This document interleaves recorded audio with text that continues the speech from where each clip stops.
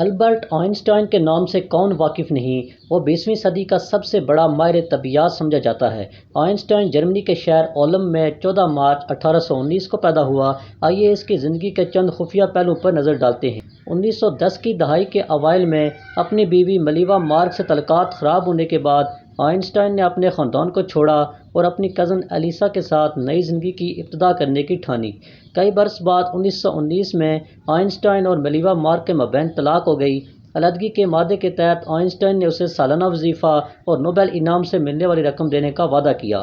1922 میں جب آئنسٹائن نے یہ انعام وصول کیا تو اس نے ملنے والی رقم سے سابقہ بیوی کو ادائیگی کر دی۔ 1915 میں آئنسٹائن کا نظریہ اضافیت شائع ہوا، جس کے مطابق خلا وقت کی بنت میں کشش ثقل کے میدان سے بگاڑ پیدا ہوتا ہے۔ طبیعیات کی دنیا میں یہ ایک جرأت مندانہ نظریہ تھا جو مئی 1919 تک متنازع رہا، لیکن تب سورج گرہن نے وہ حالات پیدا کر دیے جن میں اس دعوے کو تجربے کی کسوٹی پر پرکھا جا سکتا تھا۔ اس نظریے کو عظیم الحبسہ شے یعنی سورج پر لاگو کیا گیا، کیونکہ اس کے مطابق قریب سے گزرنے والی ستارے کی روشنی میں قابل پیمائش خم آنا چاہیے تھا۔ اب آئنسٹائن کے نظریے کی صداقت کا امتحان تھا۔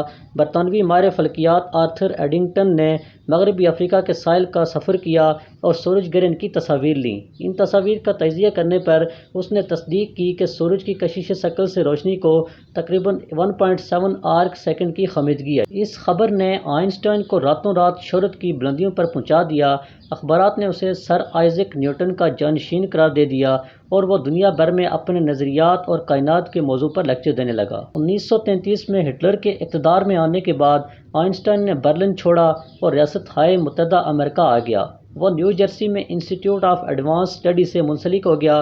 امن پسندی، شہری حقوق اور بائیں بازو کی حمایت کی وجہ سے جے ایڈگر ہوور کی سربراہی میں کام کرنے والا خفیہ ادارہ FBI اسے مشکوک سمجھنے لگا۔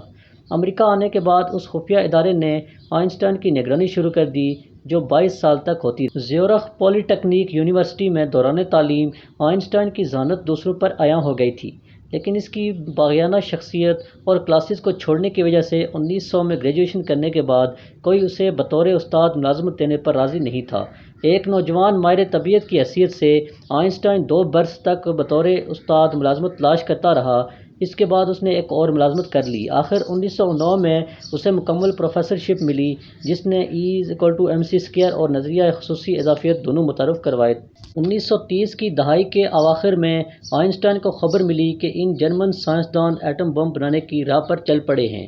نازیوں کے ہاتھوں میں اتنے تباہ کن ہتھیار کے آنے کے خطرے کے پیش نظر اس نے اپنی امن پسندی کو ایک جانب رکھا اور ہنگری کے ماہر طبیعیات لیو سیلارڈ کے ساتھ مل کر امریکی صدر فرینکلن ڈی روز ویلٹ کو اپنی ایٹمی تحقیق پر مائل کرنے کے لیے خط لکھا۔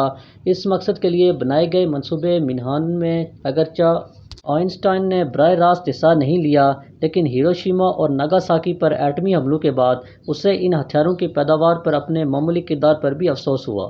آئنسٹائن نے ایک جریدے کو انٹرویو دیتے ہوئے کہا کہ اگر مجھے معلوم ہوتا کہ جرمن ایٹم بم بنانے میں کامیاب نہیں ہوں گے تو میں کبھی اس کی تائید نہ کرتا۔ وہ ایٹمی ہتھیاروں کے خاتمے کا وکیل بن گیا۔ آئنسٹائن اگرچہ روایتی مذہبی انسان نہیں تھا، لیکن اس کا آبائی مذہب یہودیت تھا۔ وہ یہودیوں کے خلاف تعصب کے خلاف بات تو کرتا تھا، لیکن صہیونیت نواز نہیں تھا۔ 1952 میں ہائم زمان کے مرنے پر اسرائیلی حکومت نے اسے صدر بننے کی پیشکش کی تھی۔ اس وقت آئنسٹائن کی عمر 73 سال تھی اور اس نے پیشکش کو مسترد کرنے میں دیر نہیں کی۔ آئنسٹائن نے اپریل 1955 کو وفات پائی۔ اس نے اپنا مردہ جسم جلا دینے کی استدعا کی تھی، البتہ لاش کا طبی معائنہ کرنے والے ماہر امراض تھامس ہاروے نے آئنسٹائن کا دماغ نکال کر چرا لیا تھا۔ اس کے بعد اس نے آئنسٹائن کے بیٹے کی نیم رضامندی سے آئنسٹائن کے دماغ کو ٹکڑوں میں کاٹ دیا اور مختلف سائنسدانوں کو تحقیق کے لیے بھیج دیا۔ 1980 میں تحقیقات ہوئیں، لیکن بیشتر کو مسترد کر دیا گیا یا ناقابل اعتبار سمجھا گیا۔